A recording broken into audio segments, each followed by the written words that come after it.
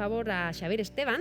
Xavier Esteban Alonso es director técnico de Naturclima desde el año 2015. Es licenciado en Ciencias Biológicas y ha desarrollado su carrera profesional en los sectores de energía, medio ambiente y cambio climático. Ha desempeñado cargos de dirección y gestión en proyectos relevantes del ámbito público y privado y hoy viene a acompañarnos con una conferencia llamada La protección del suelo, y abro paréntesis, cierro paréntesis, generando la cubierta vegetal. Bueno, pues supongo que en esta charla que nos des, ya nos explicarás esta paréntesis también, ¿sí? Y eskerrik asko. Mila esker. Txalo bero bat, mesedez?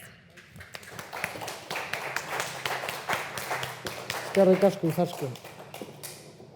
Bueno, arratsalde on guztioi, eskerrik asko Izaskuni, batez ere hau antolatzeagatik, baita ere gure diputatuari, ez dago momentu honetan hemen, baina bueno, eskertu nahi diot gure presidentea da gainea fundazioan. Gracias por la invitación. Es verdad que es una pena que no esté esto lleno porque, bueno, yo entiendo que la sociedad está en otras cosas que son respetables, comprensibles, pero creo que luego, cuando nos llevamos las manos a la cabeza, es cuando dices, ¿yo dónde estaba en aquel momento? ¿Qué?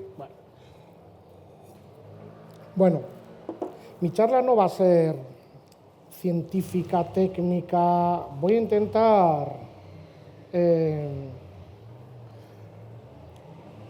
hablar sobre todo de cosas concretas. Me voy a centrar en el carbono. Nosotros trabajamos en cambio climático, ¿vale? Y uno de los principales problemas del cambio climático son las emisiones descontroladas de gases de efecto invernadero que se centralizan, digamos, en uno de ellos, que es el CO2, el dióxido de carbono. He preparado una especie de guión, así un poco, bueno, una introducción de quiénes somos nosotros, el suelo muy a grandes rasgos. No voy a dar datos porque aquí hay unos paneles que están súper bien. Izaskun encima ha hecho una lectura de datos del Día Anual del Suelo, que es muy importante, más un montón de, algún dato sí daré, y casi todo el rato me voy a referir a la FAO, a la Organización de Naciones Unidas para el Alimento y la Agricultura, porque me parece que muchos de las infografías, informes y colaboradores que tiene esta organización son de tal nivel que creo que a veces con una infografía de una página le echemos un vistazo, creo que no haría falta mucho más para tomar medidas y tomar decisiones.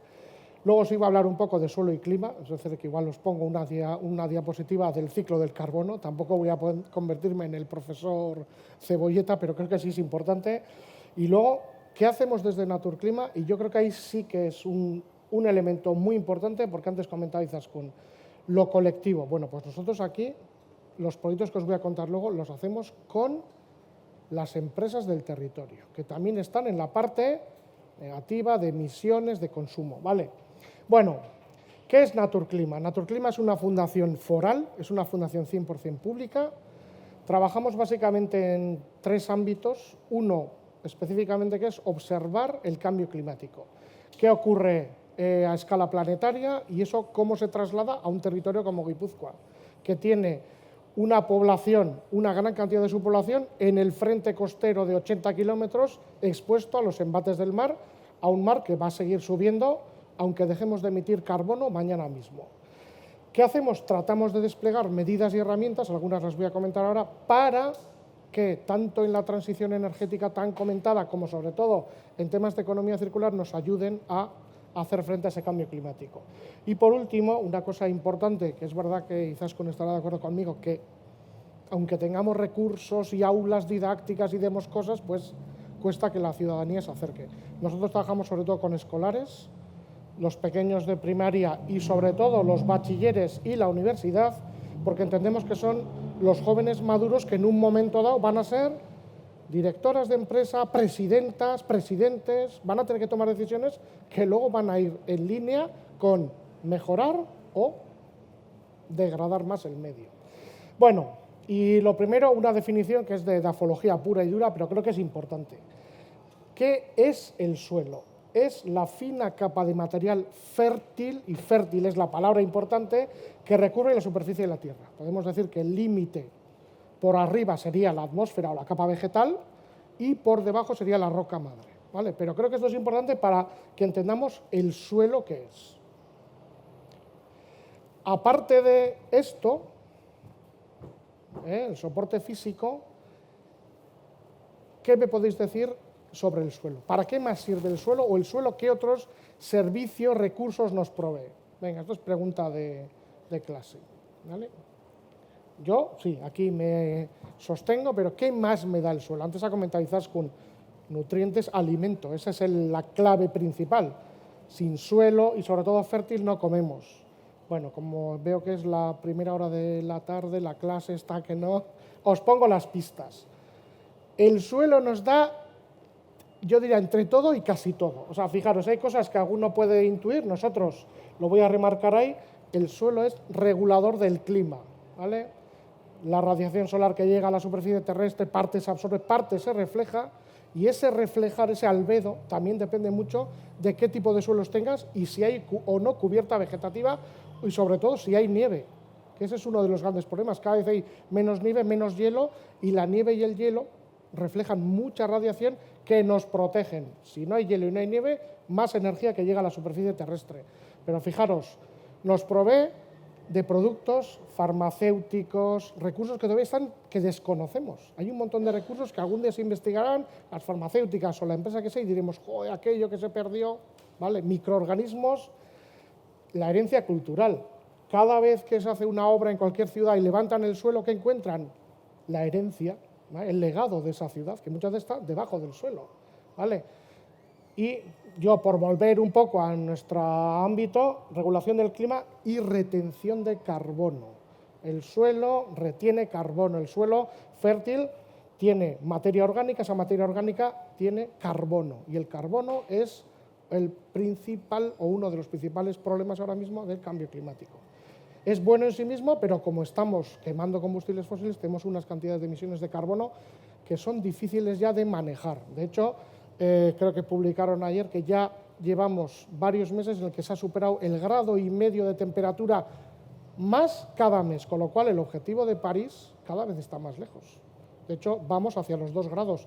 Nosotros en nuestros informes rara vez solemos irnos al escenario catastrofista del 8.5, es en el que el mundo colapsa, pero es que el 2 ya está aquí, con lo cual yo creo que empezar a analizar otros escenarios que son pues más drásticos, y como dice Guterres muchas veces, son escenarios o terrenos ignotos, que no sabemos qué va a ocurrir y cómo se va a comportar la naturaleza, especialmente los océanos, que la cantidad de energía que hay acumulada ahí es una barbaridad. Bueno, para que veáis que no solo es el sitio en el que me apoyo y ando y encima obtengo alimentos, sino que hay un montón de servicios ecosistémicos que me provee el suelo, ¿vale? Más cosas. ¿A alguien le suena la Agenda 2030? ¿Sí? ¿Sí? ¿Esto os suena más allá de los pines? Bueno, pues la FAO también ha posicionado, bueno, es cierto que la FAO, en función de que el suelo esté muy sano, considera que impacta positivamente en todos. Seguramente Raquel luego nos contará, es muy posible que también en las desigualdades. Yo me he centrado un poco en los que el suelo sí que realmente considero que sí que nos está dando, pues cambio climático, ecosistemas vivos, salud y bienestar, hambre, etcétera. Pero es verdad que en sí mismo un suelo sano y un planeta sano impactaría positivamente en todos ellos, incluso en la paz y en esas, ¿cómo se dice?, instituciones sólidas que cooperan, que colaboran, que es yo creo que la clave de todos los demás, pero bueno. Y nosotros en Naturclima trabajamos en casi todos, pero principalmente en acción por el clima. Intentamos que todo lo que hacemos vaya muy centrado ahí y luego ya desplegamos actividades en otros ámbitos. Amenazas. Venga, otra pregunta. ¿Qué amenazas tiene el suelo para esos datos que tenemos de que está muy, muy, muy degradado? ¿Quién se le ocurre? Venga, antes ha comentado Izaskun, exceso de nutrientes, vale, muy bien. Contaminación. ¿Pero qué más hay? Una lo vemos, no hago más, si miro aquí al suelo ya tengo uno, ¿vale? Artificialización, suelos impermeabilizados, pero ¿qué más?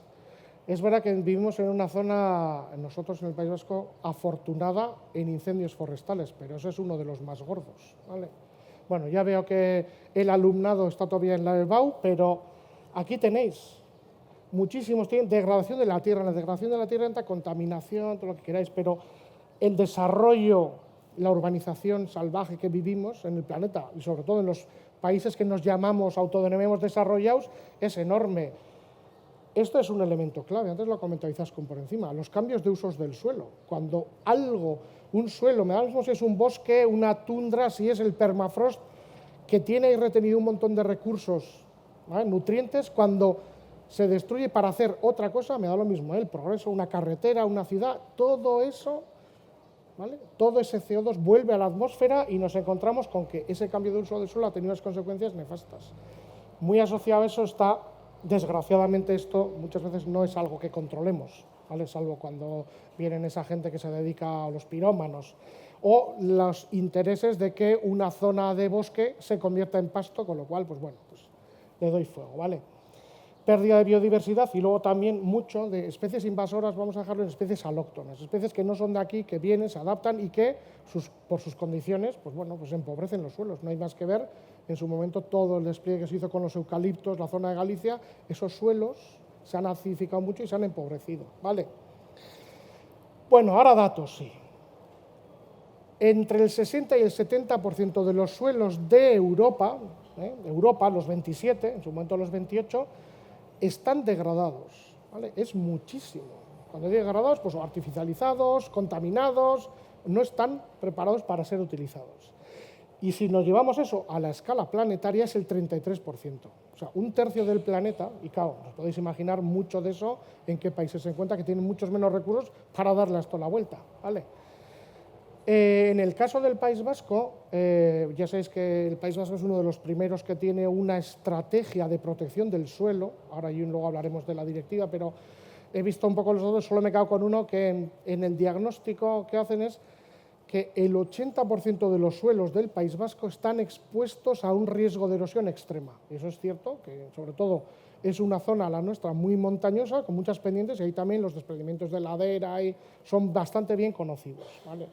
Si no, que se lo digan a todos los que van de Zarautz a Getaria, que cada vez, 2 o 3 veces al año, o Zumaya tienen desprendimientos y la carretera se queda cortada, ¿vale? Por poner un ejemplo así, consecuencias críticas de tener un suelo degradado y en mal estado, esta es una de ellas, claro. Inundaciones, os he puesto sequía y del otro extremo sería esa erosión, he puesto una imagen muy extrema, pero claro, la erosión en un suelo que esté empobrecido y que no tenga cobertura vegetal, lo que hace es arrastrar con todo, y cuando arrastra el agua se lleva todos los nutrientes, esos nutrientes los perdemos, con lo cual ese suelo ya no sirve. Y los suelos, una cosa que cuesta que la gente, o cuesta de comprender, es que no es un recurso renovable. O sea, formar suelo necesita millones de años, no se hace de la noche a la mañana, con lo cual cada vez que perdemos un suelo vamos a necesitar muchísimos años para que ese suelo se recupere. No es tan sencillo como ahora quito el ladrillo y pongo otra cosa, ¿vale? Entonces estas cosas son importantes.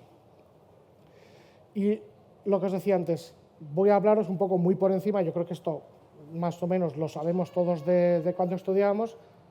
El suelo es muy importante en el ciclo del carbono. Hemos dicho antes, por un lado, la superficie terrestre refleja parte de la radiación que le llega, con lo cual ya actúa como un regulador del clima, pero es que un elemento importantísimo es que todo ese CO2 que se está acumulando en la Tierra, después en los océanos, donde más acumulación de carbono hay, es en la Tierra, ¿vale?, en el suelo. Entonces, esto es muy importante porque un suelo degradado va a actuar regulando peor el clima, y un suelo sano nos va a permitir que esa regulación climática sea mejor. Y sobre todo, vamos a verlo después, por los famosos sumideros de carbono. Un sumidero de carbono es cualquier sistema que retiene más carbono del que emite, y el suelo en eso es muy bueno, siempre que esté en unas condiciones óptimas, ¿vale? Mirar, unido con esto, la FAO, con tanto la Unión Europea como no me acuerdo el nombre exacto de ese grupo, pero hace ya unos años trató de mapear dónde están todos los recursos de carbono orgánico del planeta, cómo se distribuyen, porque aquí también hay desigualdades. De hecho, el carbono orgánico donde más hay está en manos de unos 10 o 11 países, con lo cual es un ejercicio prospectivo en el que están participando todos los países. Lo duro de esto, lo difícil era homogeneizar datos, porque datos Muchos países ya tienen datos de cómo está su suelo, pero homogenizarlo y llevarlo a mapas interactivos, a mí me parece que es un ejercicio. Yo os he puesto ahí uno en el que se ve el carbono que hay a nivel planetario, pero lo importante es que han hecho otra prospección, y es cómo podemos incrementar que ese suelo sea un sumidero de carbono. Para ello han hecho, aquí también es como con el cambio climático, han hecho proyecciones de qué ocurriría. Uno es el business as usual, seguimos como hasta ahora, entonces en ese no se mejora gran cosa. Pero luego han hecho 3 ejercicios, yo me he quedado, igual no es que yo soy optimista, pero tienen 3 escenarios. Uno en el que mediante actividades o actuaciones agrícolas sostenibles en los primeros 30 centímetros del suelo fértil se mejoraría un 5% la capacidad de absorción. Luego tienen otro escenario en el que, si no recuerdo mal, es el 20% y el último es el 30%. A mí el 30% me parece que es ya optimismo llevado a unos extremos. Entonces, pero sí me parece que es, fijaros, simplemente para que se vea cómo podemos pasar de una capacidad, de unos recursos X con unas actividades que son conocidas todas, cultivos ecológicos, rotaciones, revegetación cuando se pueda. O sea, no hay nada que no esté inventado. Lo que pasa es que es más fácil utilizar o introducir sobreintroducir nutrientes, fósforo, nitrógeno en un cultivo para que se desarrolle, que hacer rotaciones, dejar que la tierra descanse. Claro, ya sabemos cómo estamos en un planeta de consumo y producción masiva, ¿no? Entonces, a mí esto sí me parecía que eran 2 ejemplos muy importantes, sobre todo porque ya son, digamos, compromisos o alianzas o ya de planeta. O sea, aquí he puesto la zona de Europa, pero en el mapa interactivo se ve todo el planeta y también se ve dónde están los suelos más ricos, esos famosos suelos negros, las turberas, etcétera, ¿vale? Pero bueno, también está bien para hacerse una idea. Más cosas. ¿Qué acciones estamos haciendo? Lo he comentado antes. El País Vasco tiene una estrategia de protección del suelo y está muy bien. Bueno, fue una de las primeras comunidades y de las primeras regiones que se preocupó. Es verdad que viene mucho de que es una zona, el País Vasco es muy industrial, hemos tenido bastantes problemas de suelos contaminados y eso, bueno, digamos que ha ayudado dentro de que, hombre, el mensaje igual no es el mejor, pero sí que ha hecho que nos pongamos las pilas, porque a la par que la descontaminación de suelos, en la que la sociedad pública Ihobe y SPRI y el gobierno vasco han invertido muchísimo dinero, pues bueno, sí que han ido añadiendo pues cómo prevenir la erosión, la desertificación, la acidificación del suelo, etcétera. Entonces, bueno, es una estrategia interesante. Y sí que es importante, hay una directiva, que todavía quedará que se transponga a las leyes nacionales, pero es del año pasado. Es una directiva europea para vigilar y proteger el suelo, ¿vale? Tiene ya añadido un programa fiscal, iba a decir, de cómo obtener los recursos económicos, porque eso va a costar muchísimo dinero, pero lo que establecen es que quieren que a 2050 los suelos estén sanos, ¿vale? Un suelo sano, yo he encontrado la definición, que es aquel que es capaz, sin que se le añadan extra, fosfatos, nitratos, etcétera, que es capaz de tener producción vegetal. Yo entiendo que aquí irá otra definición un poco menos agro, ¿no? Pero bueno, sí que está bien que lo pensemos así, ¿no? Entonces sí que hasta ahora Europa no ponía el foco en el suelo, pero sí que cada vez hay más preocupación, porque al final del suelo sale un recurso tan importante como los alimentos, ¿vale? Bueno, eso hace, el Gobierno vasco una estrategia, la Unión Europea, la Comisión también tiene su propia hoja de ruta y tiene esa directiva que se irá transponiendo en los próximos años. ¿Y qué hacemos nosotros desde Naturclima? ¿Qué se nos ha ocurrido para hacer frente a esto? Para hacer frente a 2 problemas. Por un lado, principalmente el cambio climático y también la mejora del suelo, ¿no? Sobre todo desde la perspectiva de suelos degradados, áreas degradadas. En el año 2022 creamos un fondo voluntario de carbono, ¿vale? Por explicar un poco. En las empresas, sobre todo las que tienen mucho consumo y tienen muchas emisiones, están obligadas por ley a compensar las emisiones de carbono que tienen, ¿vale? En Guipúzcoa solo hay 18 organizaciones. Pensar que no sé cuántas empresas hay en Guipúzcoa, pero habrá, decenas de miles, sobre todo pymes, micropymes, etcétera. Esas no están obligadas por ley a compensar. Entonces pensamos, pues para esas empresas que también están en sus estrategias, está la sostenibilidad, se están descarbonizando, también quieren tener un impacto positivo en el territorio, ¿por qué no crear un fondo de carbono? ¿Vale?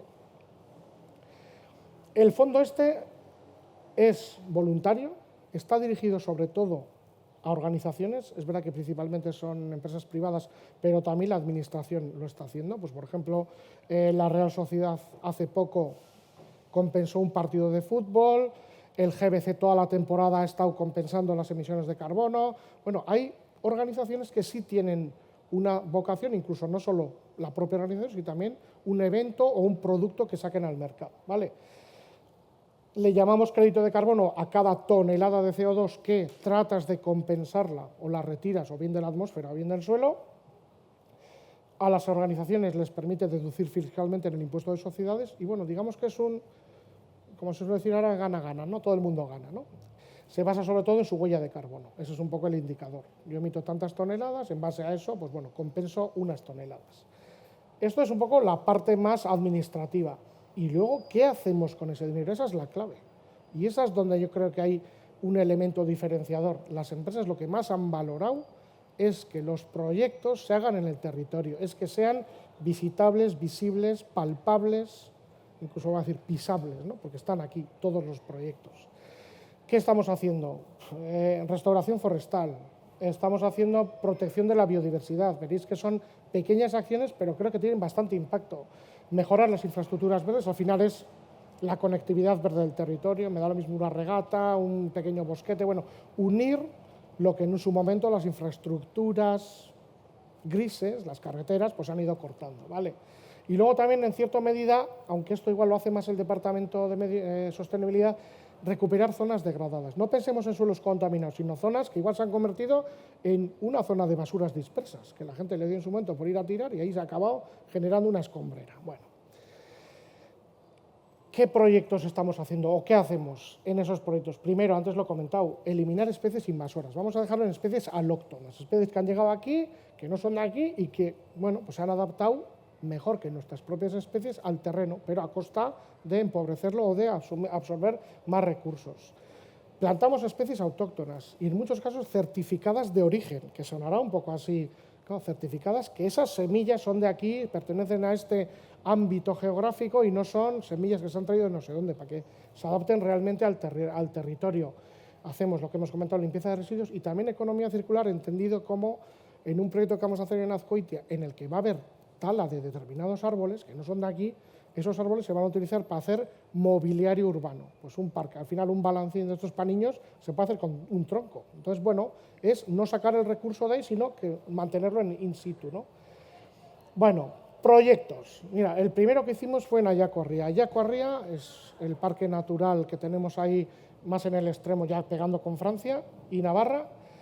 Es la única zona de Guipúzcoa que había sufrido, antes era Jaizkibel hace muchos años, pero que había sufrido un incendio en 2021 bastante salvaje, sobre todo en la zona de Navarra. Navarra ardió, pero el parque también ardió, una zona bastante amplia, y era el único proyecto que nos permitía hacer una actuación y certificarlo en el Ministerio.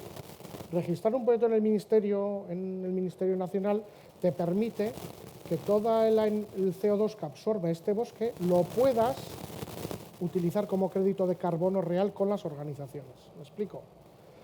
Todos los proyectos que no se registran en el Ministerio no reparten créditos de carbono, porque nadie reconoce esas monedas de CO2, digamos, ¿vale? Entonces, este proyecto nos lo permitió porque cumplía uno de los dos requisitos, es zona incendiada o cambio de uso del suelo. Lo que era pasto que sea bosque, etcétera, ¿vale? Entonces solo hay esos dos posibles proyectos. Claro, eso te limita bastante en cuanto al tipo de actuación. Bueno, intervenimos sobre 20 hectáreas, se plantaron 4.000 y pico especies, todas de aquí, robles, hayas, avellanos, bueno, un montón, pero todas de aquí y certificadas, ¿vale? Y fijaros, en 30 años ese bosque va a absorber 1.130 toneladas de carbono. ¿Es mucho? ¿Es poco? Bueno, pues una sola es mucho, suena mucho, ¿no? En 30 años. Una sola organización de las que compensaba aquí tenía 11.000 toneladas en un año y era pequeña. Entonces, ¿por qué hay un calentamiento global? Pues por esto mismo, la explicación es esa. Hablamos de límites planetarios, es que el planeta, la naturaleza, no tiene la capacidad de absorber todo lo que generamos en un año, en un día. Bueno, es que creo que no sé si el de España es el 20 de mayo ya se ha superado la capacidad, ¿no? O sea, que te queda todo el resto del año en el que estás viviendo de prestado, ¿no? Esto, cuando lo hablamos con las organizaciones, incluso las que tienen las estrategias de sostenibilidad más desarrolladas, se hacían cruces, digo, para que pongáis en valor que 20 hectáreas, que son bastantes campos de fútbol, que parece que es una de las medidas que todos entendemos, es capaz de absorber eso sin contar que se haga una buena gestión y que la mortalidad en ese bosque no se dispare, que no se te mueran todos porque se plantó mal o porque el suelo es infértil, ¿no? Entonces, bueno, este es un ejemplo, lo tenemos bastante cariño, sobre todo porque ese bosque en sí mismo, gracias a que somos una zona lluviosa, se estaba recuperando a una velocidad, pero lo que hemos hecho es darle un empujón para que lo haga más rápido, ¿vale? Metiendo más especies. Este otro está también en la zona más cerca de Oiartzun, también en Ayacorría, y aquí en lugar de carbono, lo que hemos hecho ha sido crear 4 microhumedales pequeños, charcas, hablando pronto y mal, para que se colonicen por anfibios y odonatos, a las libélulas, incluso murciélagos. Los anfibios son los centinelas del cambio climático. O sea, en cuanto desaparecen ya te puedes hacer una idea de que esa zona se está degradando. Bueno, el mismo día que la pala hizo el agujero, que cayeron 4 gotas, ya se colonizó la charca, compuestas del sapo corredor. O sea, los anfibios huelen la humedad, fueron y ya lo habían colonizado. Antes de que lo pusiéramos chulo con los... Ahora estará estupendo porque estamos en primavera, esto eran fotos de finales de año, ¿vale? Entonces, bueno, pues es uno en el que aquí lo que estamos haciendo es preservar el suelo, pero con la cobertura de agua hídrica, ¿no? Y sobre todo, el objetivo aquí ya no es carbono puro y duro, es biodiversidad. Vale, esto está aquí en Altza, es el parque de Tomasene, era una zona en la que se encontró amianto hace mogollón de años, ya se ha recuperado la zona, y lo que hemos hecho, se acabó, esto se ha hecho en un mes, hace un mes, se ha reimplantado en esta zona, pues decía antes lo de revegetar, porque ahí en su momento hubo vegetación, pero ya veis que no quedaba nada, porque esa zona se ha estado recuperando porque había amianto. Lo que hemos hecho es plantar pues algo más modesto, hay 250 especies, ya veis que también tampoco tiene una gran capacidad. Claro, el árbol crece, pero tampoco es capaz de absorber todo lo que queremos, y es una zona de 1 hectárea, ¿vale? También solemos poner a qué ODS, digamos, que tiene impacto o relación. Mirad, esta es en la regata de Molinao, está entre Pasaia y Donosti, es una zona súper chula, muy desconocida. Es verdad que la zona de entrada hay pabellones como abandonados y da un poco así, pero es un paseo espectacular. Bueno, pues esa regata, que la veis ahí, no es que fuera una zona muy degradada, pero era una zona en la que ya había basura dispersa, vieja, pues, botellas, algún neumático, tampoco es que sacáramos mucha cantidad, pero lo suficiente para que aquello pues, no tuviera una imagen. Bueno, pues limpiamos con los jugadores del GBC, los de baloncesto, que se han quedado ahí a las puertas de la Final Four, y bueno, pues también es una forma de que a estos deportistas, bueno, pues se conciencien, hagan, hacía un día de perros, mira qué zapatillas llevaban, o sea, que imaginaros, se fueron bastante contentos, pero bueno, estaban encantados y ya está. Bueno, pues esto digamos que es más como más marketingiano, más, pero hoy al final luego se han cascado una campaña en todos los partidos reciclando y transmitiendo mensajes de sostenibilidad. Y estos son los 3 últimos que estamos en marcha. Esto es Jausoro en Azkoitia. Este quería comentarlo antes, lo estoy comentando con Raquel.